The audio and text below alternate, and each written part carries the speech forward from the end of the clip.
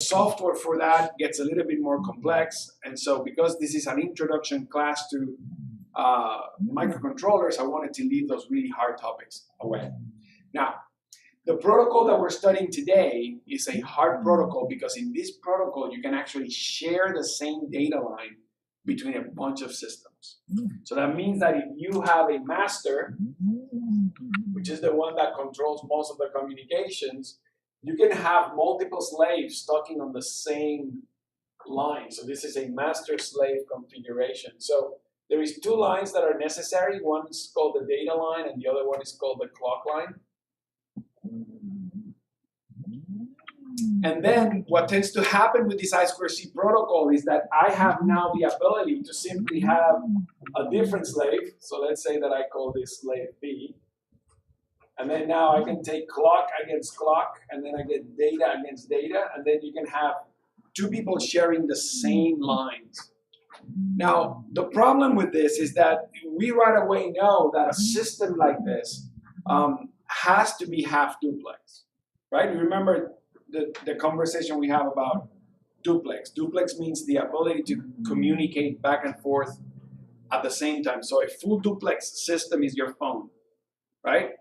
You can talk to your wife and she could be screaming at you at the same time, and so that's a full duplex communication. But if you have some sort of a shortwave radio, right? Once you press that button and you start talking, the other person cannot talk because you took the line, right? And so that's what this device is. So you're only gonna get a half duplex. It's a half duplex connectivity. So this means also that because I have two people connected into the same line, each one of these guys need to have its own unique address. So there is an addressing element.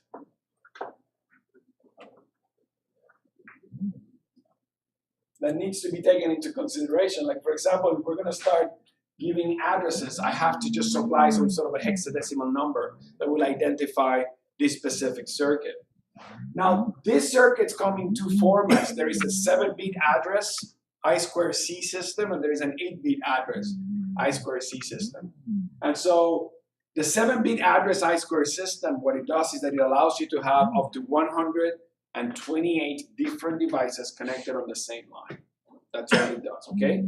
The I2C that we have on our microprocessor, the 18F4520, it is a 7-bit I2C because we're using an extra bit for something else. And we're just going to go into that in a little bit. The interesting part about this is that when you are actually communicating between two devices, it takes several master to slave commands to get us to communicate. So the first thing we need to do is that the master has to wake up the line, right? So we're going to have some sort of a start bit. And then after that, the master has to send a command that has an address. And so once the master sends the address, the slave that matches that address will actually wake up. And so that slave now is going to be controlling the line, and every other device that is connected on that line will go down to sleep, okay? And so then when that happens, now I am ready to send the last command. So if you think about a single command send, every time you're trying to send a command, you're going to have to have a start condition. You're going to have to get the address condition. You're going to have to get your data condition. And then finally, you're going to have a stop condition. So the amount of the quality of this channel is not as good as the quality of the USART. And what I mean by that is you think about the throughput or the amount of data you could transfer on a USART is a very high level amounts of data bits per second compared to what you can do with an I2C, okay? I2C usually runs on two different speeds. You can run it at 100 kilohertz, you can run it at about 400 kilohertz. You cannot change too much these numbers. I have heard people trying to run I2C way faster than 400 kilohertz with really bad results. They really argue and go behind that they can go to 1 megabit per second. I don't think that that's 100% truthful. It's just, and if you do, you're going to have a whole bunch of lost packets. So the 1K at about 400K is usually what is normal. I have seen people trying to drive it, like I said, about 1 mega, but It's a completely different set of problems. So what tends to happen though is that if you start thinking about how software is built, the reason why this is complicated is that we're going to have to manage the start address data stop condition.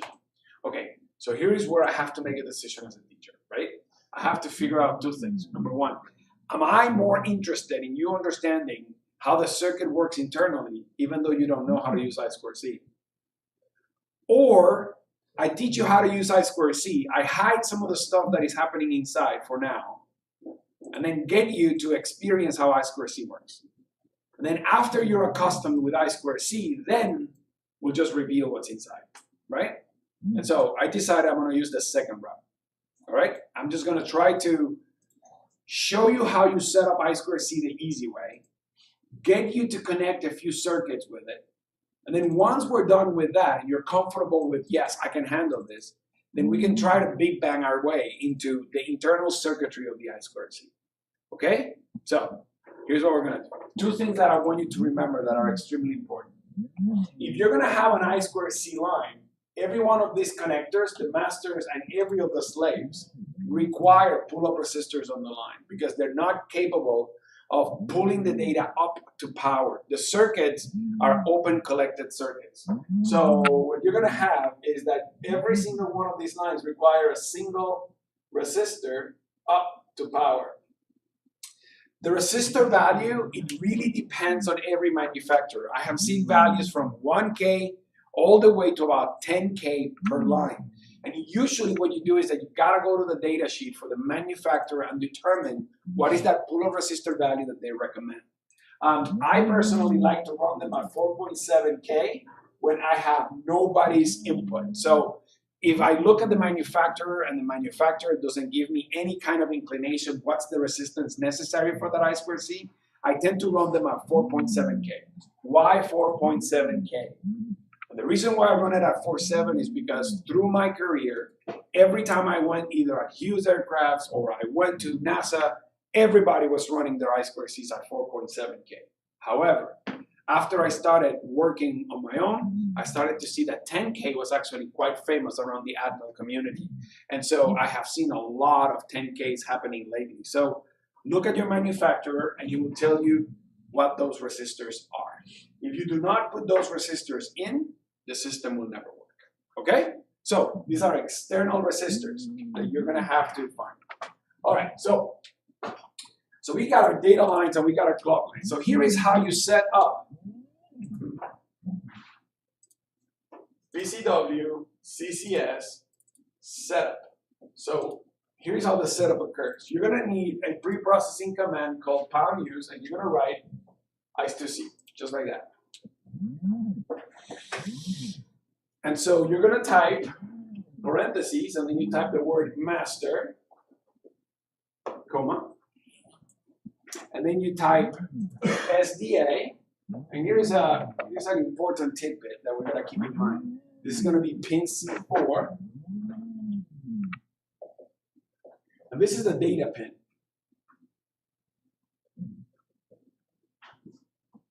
This is where the data is going to be talking. By the way, what you're going to notice, we're going to just try to go over how do you troubleshoot these lines in a little bit. The data pin is actually driven always by the master. And the master gives permission to the slave to talk back. And we're going to go into that in a little bit. This pin C4 is an actual physical I2C circuit, all right? There's two types of I2C circuits you might encounter. One is called a software stack. It means that you can move around this pin to wherever GPIO you would like, okay? C4 is a physical pin that is the data pin for an I2C circuit. You cannot move it. It's just there. It's just like a fixture. So you bought it, that's what you have, you can't move it. The other one is the clock circuit, SCL, and that is located on pins C3.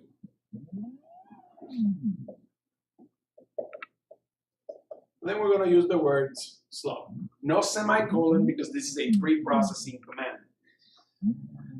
So the word slow means 100 kilohertz transfer rate. That's all what that means. So like I said, you got to have a 100K That's low. High speed is a 400K, and then there is a way to jerry-rig this so it can go all the way to 1 megabit.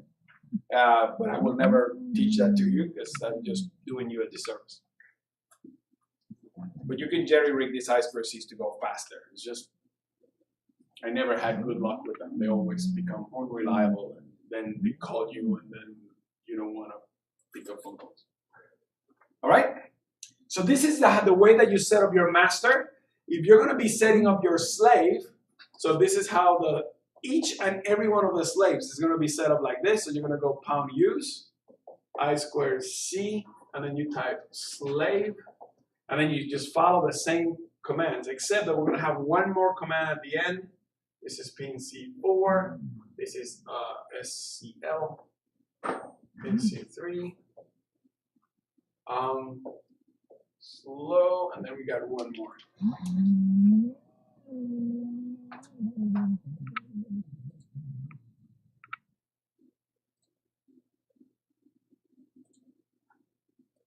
Give me 1 second.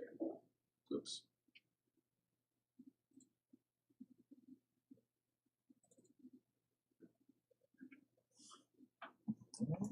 And then you have the address given.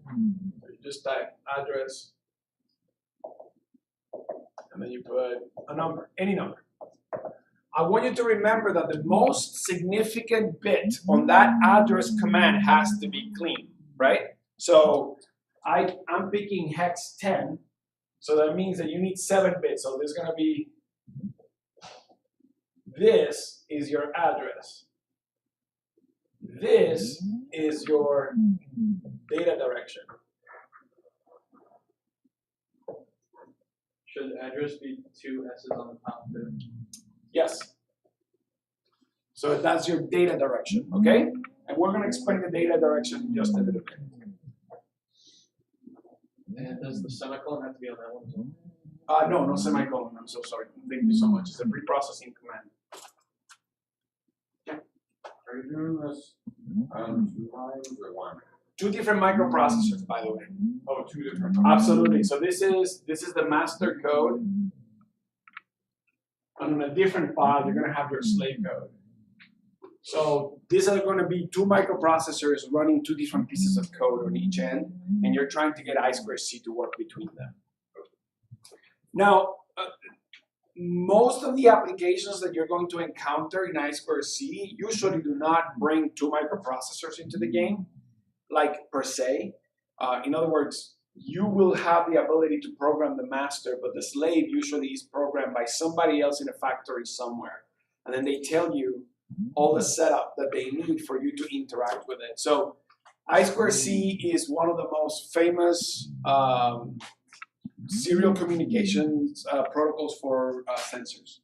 So if you're going to be dealing with sensors, there's a slew of I2C temperature sensors and heart rate sensors and humidity sensors. And, I mean, there's like a ton. Like in chemistry, there are just tons of them in I2C, like nitrous oxide, nitrous dioxide. There are just a bunch of them in I2C.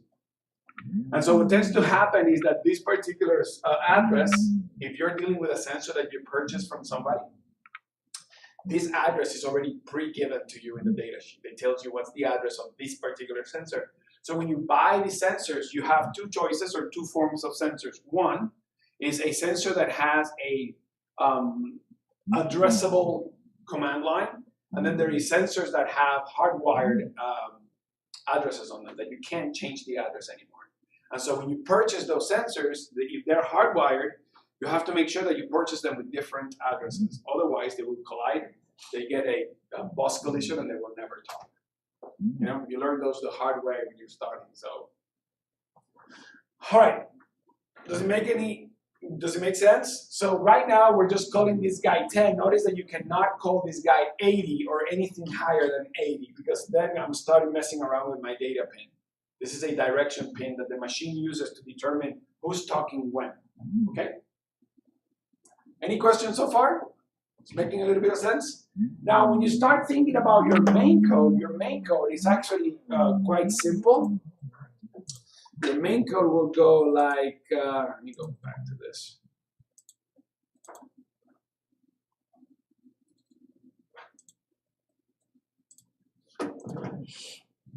So let's write the main here together. So here's my main code. So I'm gonna call this a command. So I'm gonna call it int command, and I'm gonna start it at 0. And then I'm just gonna take. I'm gonna make an address, and this is hex 10. So this is the address of my slave. And then I'm gonna just LCD init, and then my while one. Okay.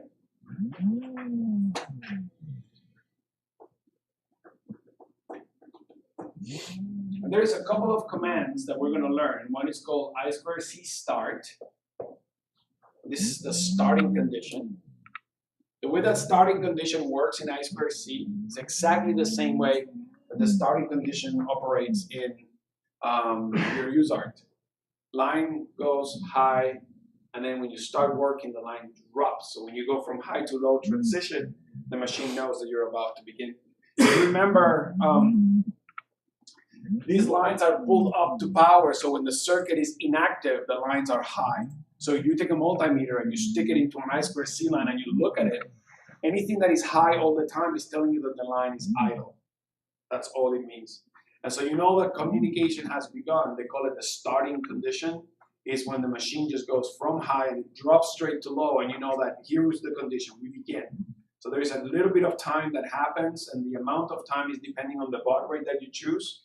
So this low is about 100 kilohertz. So if you take 1 over that, right, 1 over 100 is 0.1 milliseconds. So that's going to be the width of your actual bit. So the machine goes high, it drops low, and it goes for about 0.1 milliseconds, and that says time to begin, and then a clock comes alive. So the master will drop the data and will begin a clock right after that, and so you will see that clock going through. And then after that, all the slaves will wake up with the clock, and then will receive the address that comes next. All right, so that's my start condition. And so there is a function that already does that for you. And so this is a PCWCCS specific. So once you have the start, you pass the address, and that is an I2C write. And you pass the address. So here is where you wake up the slave. So you go start, slave, wake up. And so after you have the slave wake up, you go I2C, and you go command. This is going to be a write. But I'm going to send this time the command.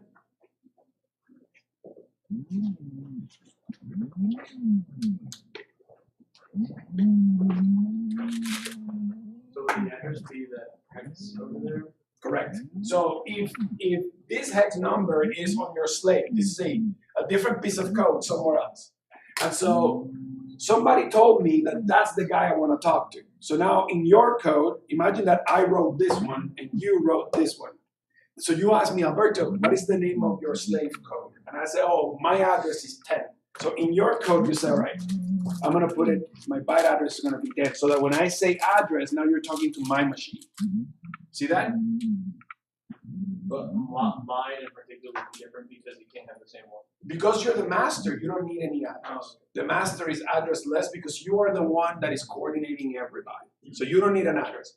But every slave needs one.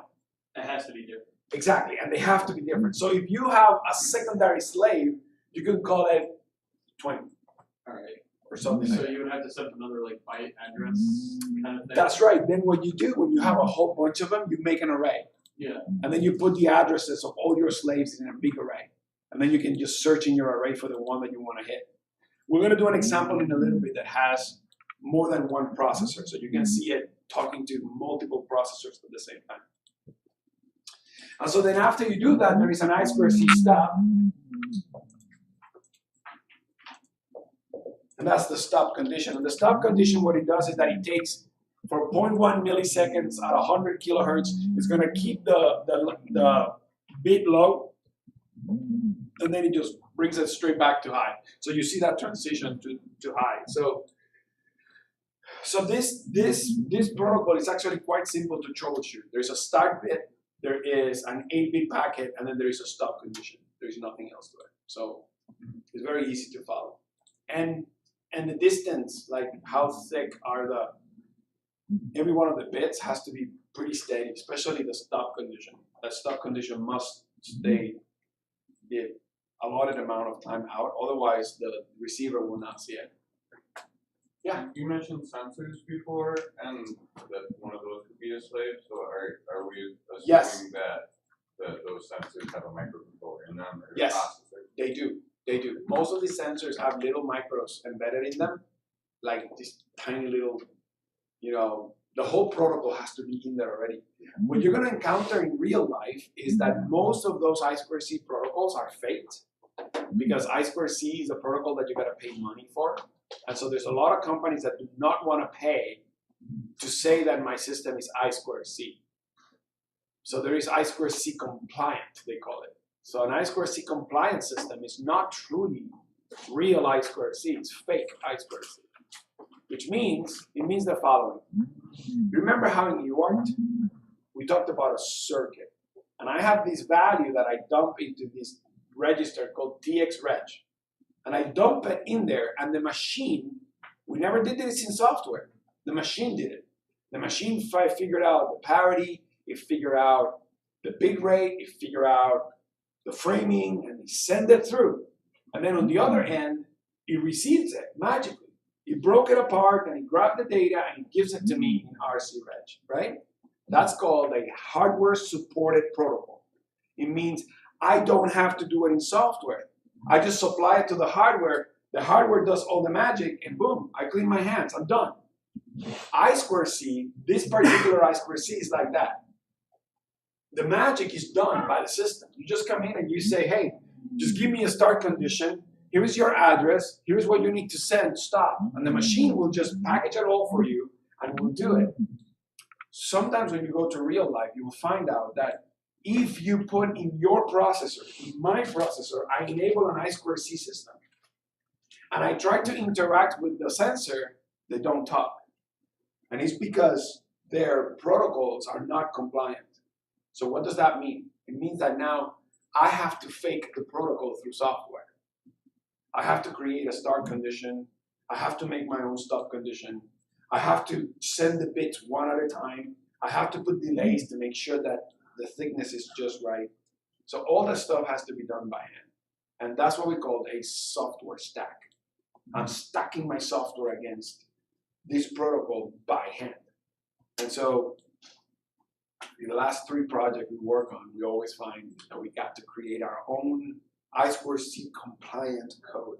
In other words, you bought a cheap sensor and I have to do the software for it. So you notice that's how that operates. It's just simply, this is going to be simply sending data. So if you want to send data, you could do something like this. Let's say that this is, I'm calling it a command. It's not really a command. It's just data. So let me just change the name. So this is data. So let me change this to data. That way you don't get confused by it. So let's say that I go data plus plus, and then I'll just wait. I'm gonna go period delay 500. So what this little piece of code is doing, this little piece of code is going to slave 10, right? It's looking at slave 10. And it is sending 0, then it sends 1, then it sends 2, then it sends 3, then it sends 4. So the receiver is receiving 0, 1, 2, 3, 4, 5. You understand what I'm saying? Now, let me say this. I think that what this class is intending to do is to give you an introduction to I2C, because I2C have 3 modes of operation. We can just talk and receive. Right now, I'm teaching you how to talk. I'm not teaching you how to receive yet. So the master talks. So that's what you're going to learn today.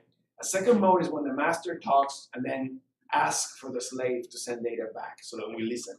So it's a talk and listen, talk and listen. And then there is the talk and then listen forever. So like in a sensor, you have like a, like a heart rate monitor. So I just go like, hey, heart rate monitor, wake up and send me data. And then I just stay quiet and the heart rate monitor goes, data from now on. And we just get stuck in here. You're sending me data forever now.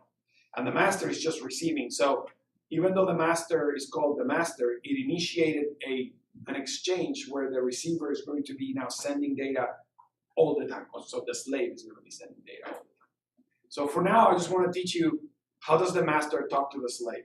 I want to get started with that. And so once we get accustomed with that, then we can move on to something a little bit more complex. Is that making a little bit of sense? So this is how it always works. You want to create an I2C line, you go start, write, stop. It's always 4 commands for one packet. That's how you send one letter. One letter. You want to send the letter A, so you go start, address, data, stop. See that? In UseArt, it's just one line. So if you were using UseArt, these 4 lines, you do this. tx reg equals data. That's it. That's how you did it in UseArt. That's how UseArt does it.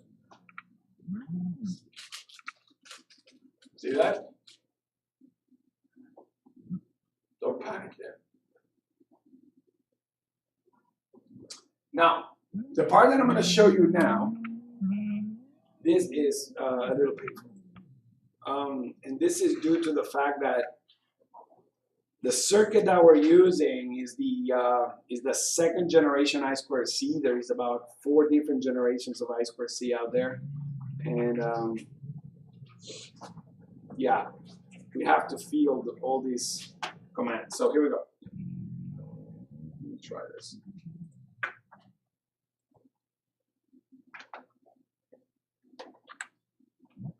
Okay, so I'm going to just show you the completed code, okay?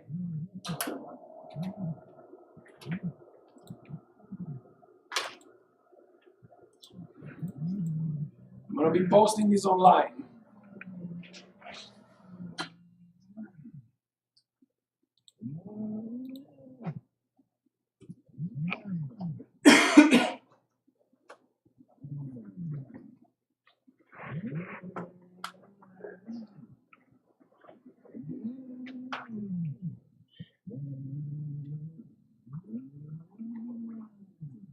That's really tiny. Let's make that bigger.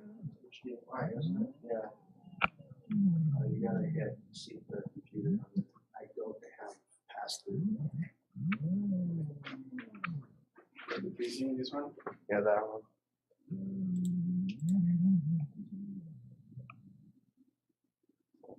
Oh, there we go.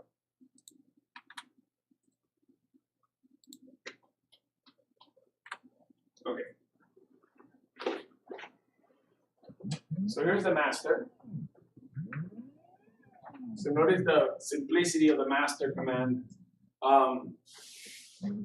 These are just a bunch of pre-processing commands. You already know all that. This is the line that we're talking about. This is the master. There is your data pin and your clock pin. And then you can simply, it's very easy to identify this, guys.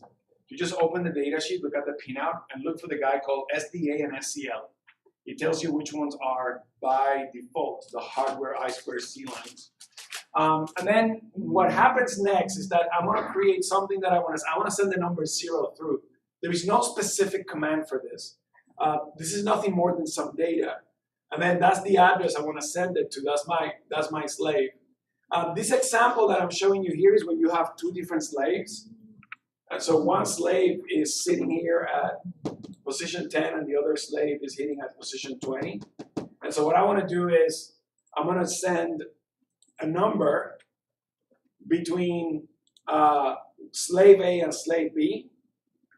And I just simply send the next number around. So what this is doing is just sending, there is a master and 2 slaves, and I go, you are 0, you are 1, you are 2, you are 3, you are 4, you are 5. So I'm interleaving and I'm sending numbers around. So the slaves are getting, one slave gets all the even numbers, and the other slave gets all the odd numbers.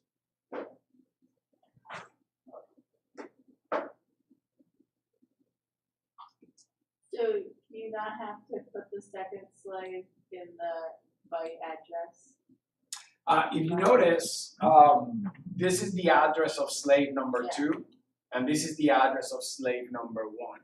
And so this is looking at even versus odd numbers. So if the numbers are even, I'm going to send the even numbers to address 2. And if the number is odd, I'm going to be sending it to address 1. And so depending on which one you get, this guy will wake up the correct slave. Yeah, So you mean the main? in the main at the top, Yeah. right under int, you only have one. Do you not have to identify all? Oh of them? no, that byte address equals to 10 is because that's my starting point. Okay. Yeah, that's a very good point. That's just my starting point. Think about it as You don't necessarily need to declare the other ones. no, because I'm using the same variable and I'm swapping the address from both of those.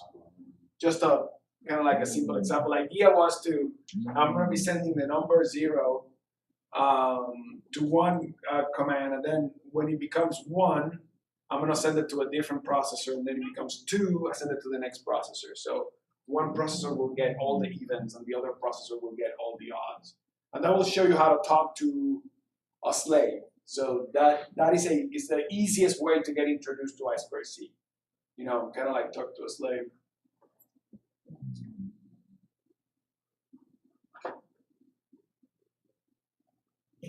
But you see the idea, it's simple.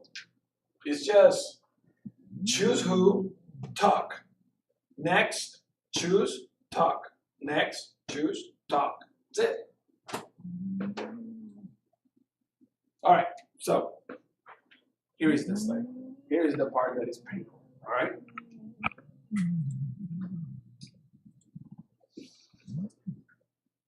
Slave, on the other hand, is a problem. And the reason why the slave is a problem is because there is what we call a template code, okay? What you're watching here is template code. This is not code that you have to come up with. We usually provide this for everybody. The manufacturer of the compiler will provide this for you, okay? Two things are here that you need to pay attention to. I want you to notice that there is an interrupt happening. Let's just start with a few things. I want you to pay attention to this line. There is this use I2C, slave, pin numbers, speed, and the address, right? That line has to be there to choose the right I2C command. All right, don't pay attention to the next 3 lines. These are not that important right now. I'll just bring your attention back to this in just a little bit. We'll talk about what this means in just a bit. What I want you to pay attention to is that there is a circuit called #INT SSP. That's a serial systems protocols. So this SSP is the guy who controls the I2C system. Here's what I want you to write down. The #INT SSP triggers when a correct I2C command has been detected.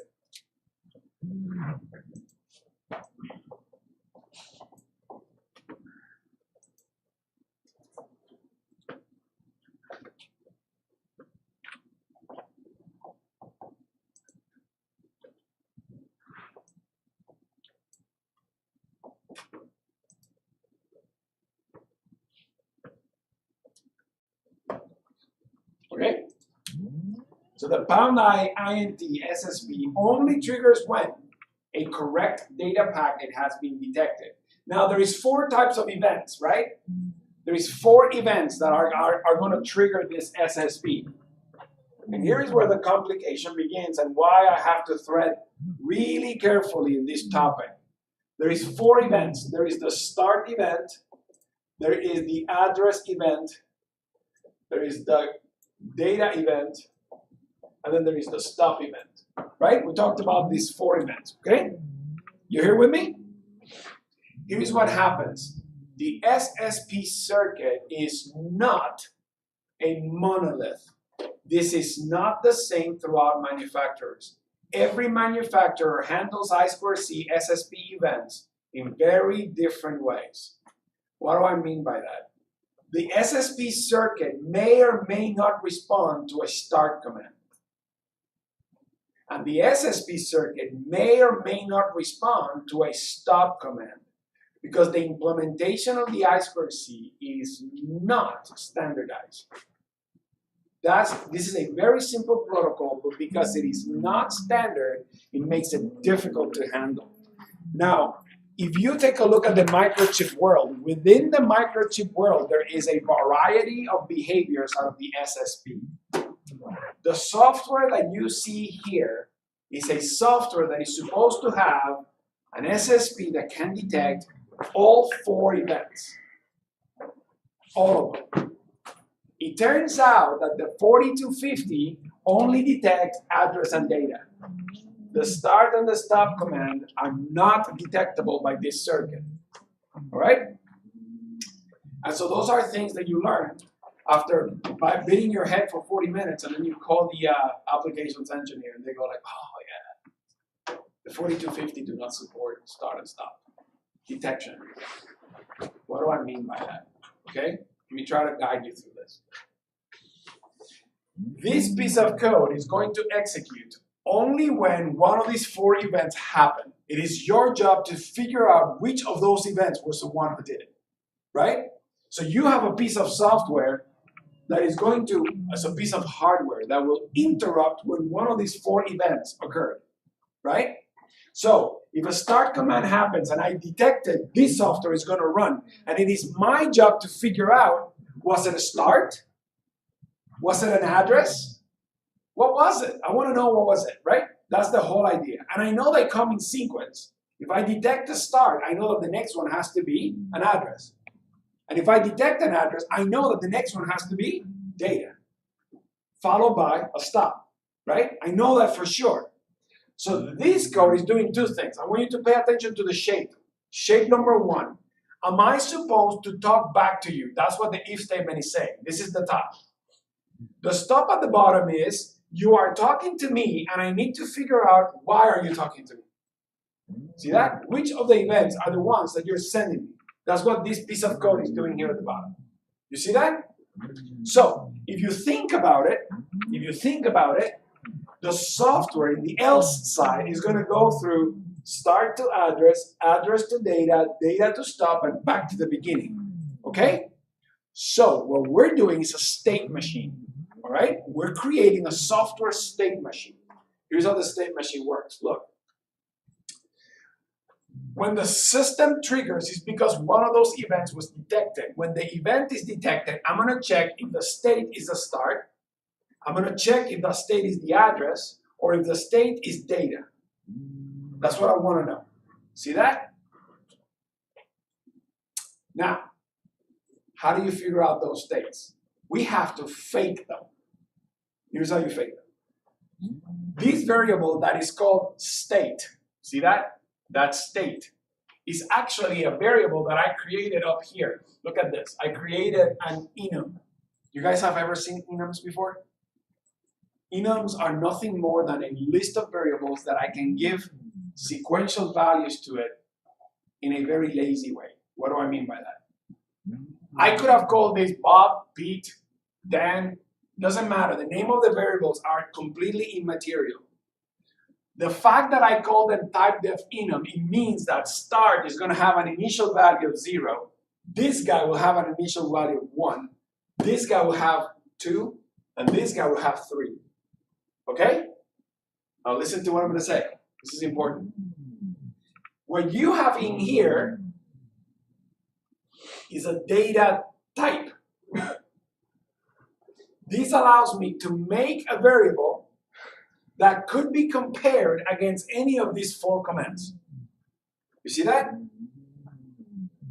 So when I make my first variable, notice that I'm making a variable of the I2C state type. That means that this guy could contain the value start, this could contain the value address, or the value data, or the value read command. See that? Now the reason why we do type def enums is because I don't want to create a list of 100 variables of different names And then I have to go variable 1 equals 0, variable 2 equal 1, variable 3 equal 3.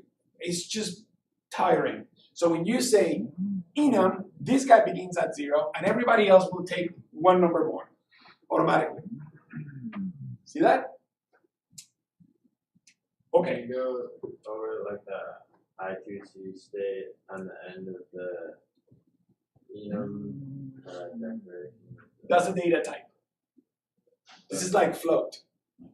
Now this guy has the ability to create variables.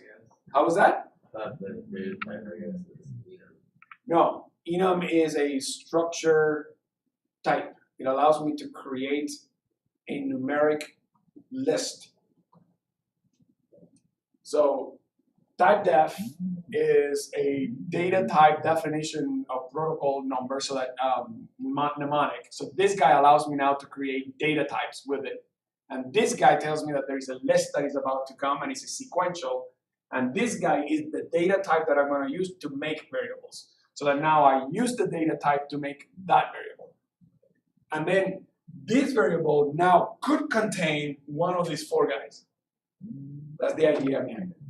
When it's listed out in the code, is that sequential, or do you just make it equal to whatever it is? It is sequential. And the idea is that now, when I compare the state against data, I don't have to go state against 0.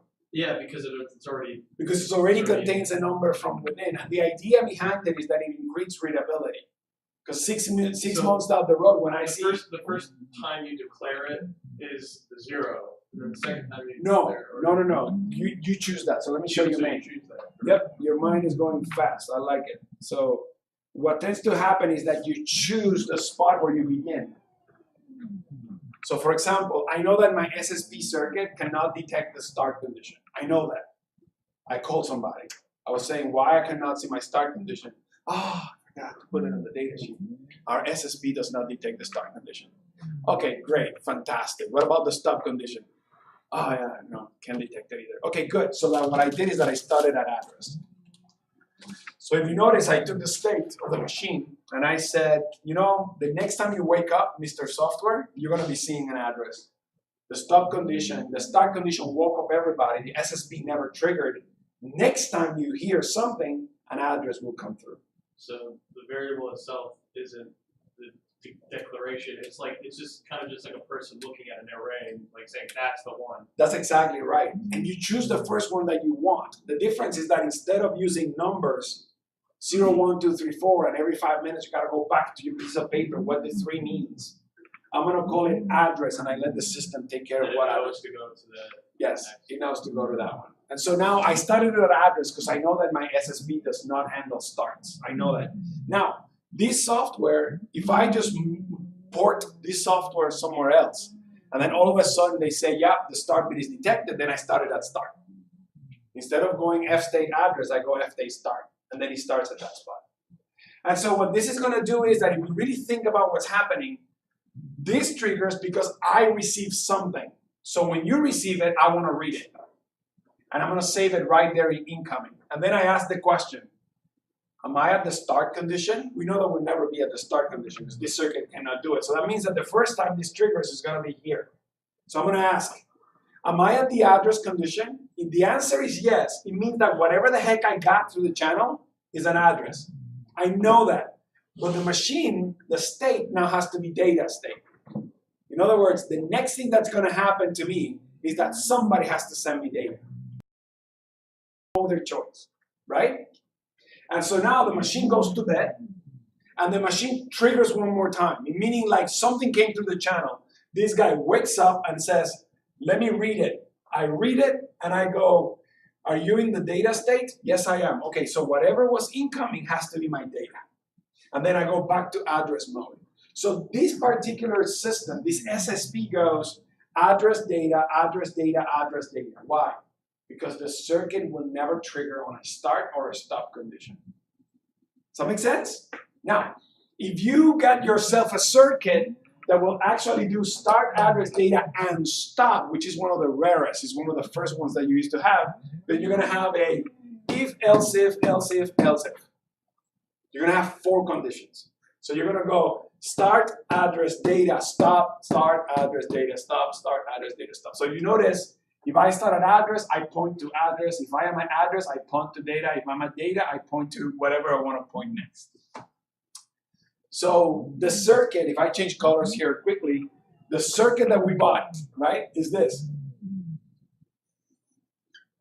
That's it. That's the SSP we purchased. Because when we run the code, it's already started and it already stops on its own. Correct. So think about it from this perspective. Something is happening at the hardware level. And so the master goes, start. And those are physical electrical changes on the line. So you go, start. And then the SSP go, I saw that, but I'm not responding. And then you go, address. And the guy goes, I saw it. Boom, hey, address. So the SSP responded. Then the master goes, data. And the SSP goes, hey, I saw data. And the master goes, stop. And the SSP goes, I'm ignoring that. So the SSP sees it, but decides not to respond because by design they were built this way. If you know that your slave can't see start and stop, can you just not program it in the master? Or do you Correct. Correct. No, we never program it in the master. Because you have to remember that we're talking about two distinct circuits. You're bringing a very good question there, Josh. So, right. So, right. So let's think about it this way. So you have these two guys, okay? And so these two guys are connected via the data pin and the clock pin, okay?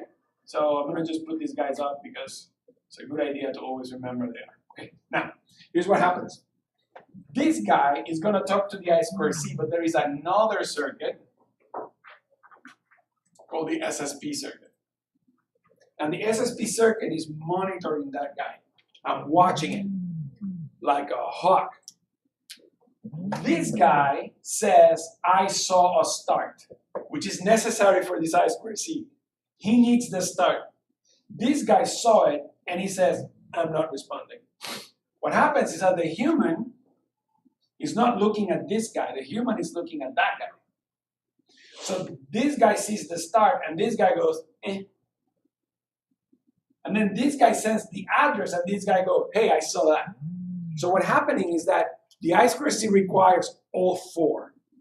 The SSP is responding to you, the human, is letting you know only about address and data.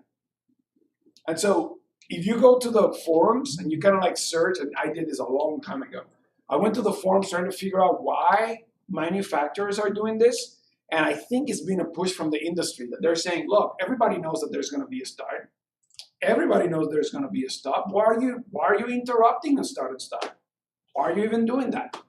Some other people have even more strong opinions about it. If I have a system that is only one master, one slave, why are you waking me up with the address? It's obvious that it's me. Just only wake me up on data command. So I don't need to create a state machine. So you're going to find pieces of software out there with I2C SSP events that can only see data commands. The address commands are ignored, totally ignored. But then that means that now you cannot use that circuit on a multi-sensor environment. Because then who's talking then? How do I know which one's talking? How do I send the data to the right place kind of deal? So, starting to make a little bit of sense?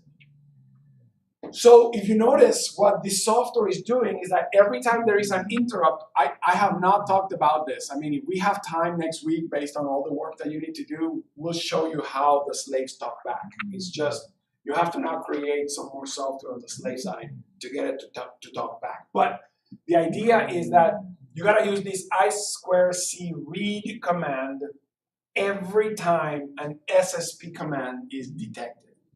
Now is the question. This is the important question. What in the holy world is this I2C for? Right? That function is looking at the most significant bit of the address line. And if that significant bit is equal to 0, that means that the master is requesting for the slave to talk. Right? So, let's go. Let me just do something here. We're talking about this. We're We're talking about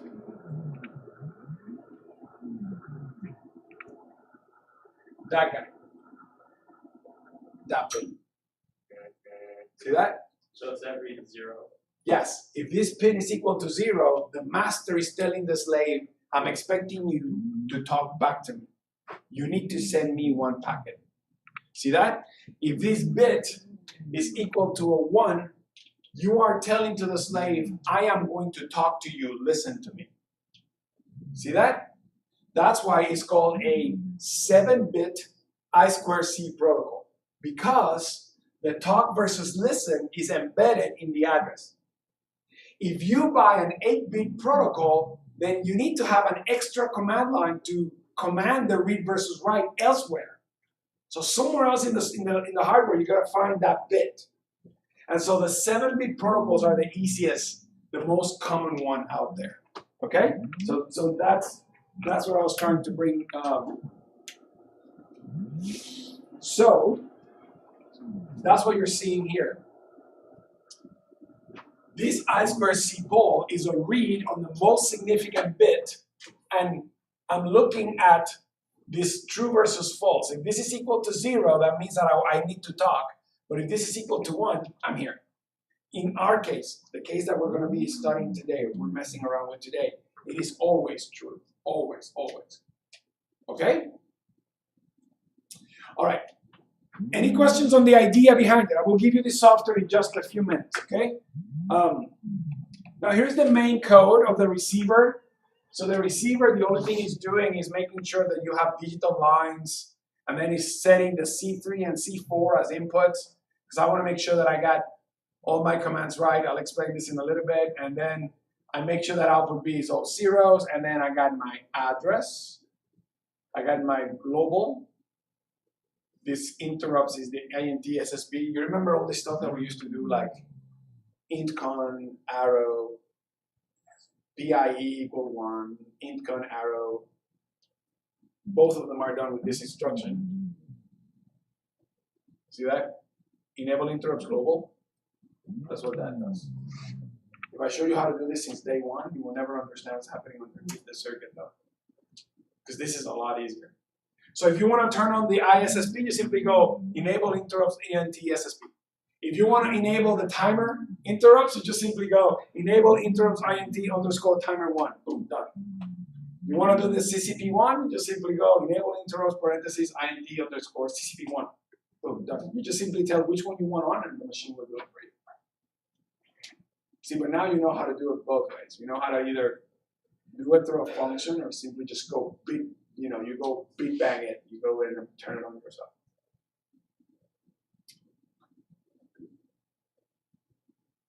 So here's what this code is doing. Literally, guys, here's what this is doing. Data and clock, make them as input. Then send my interrupts. Start my whole system and address. So the first time that this guy triggers, we'll see an address.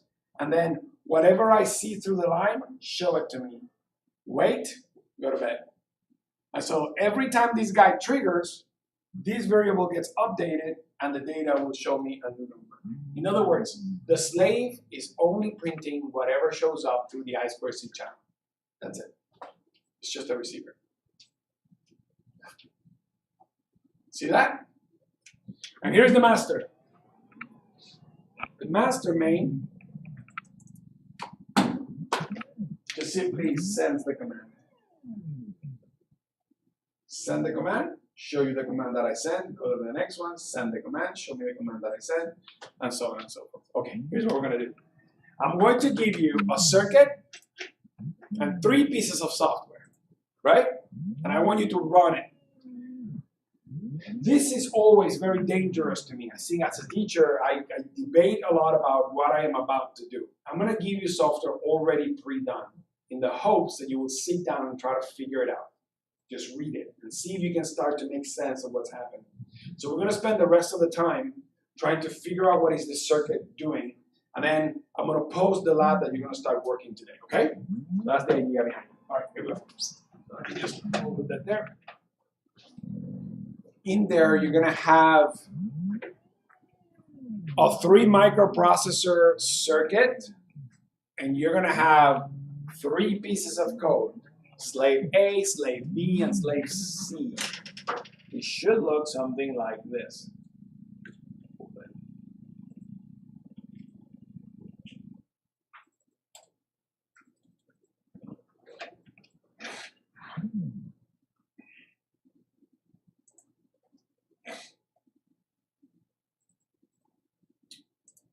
What's my microscope?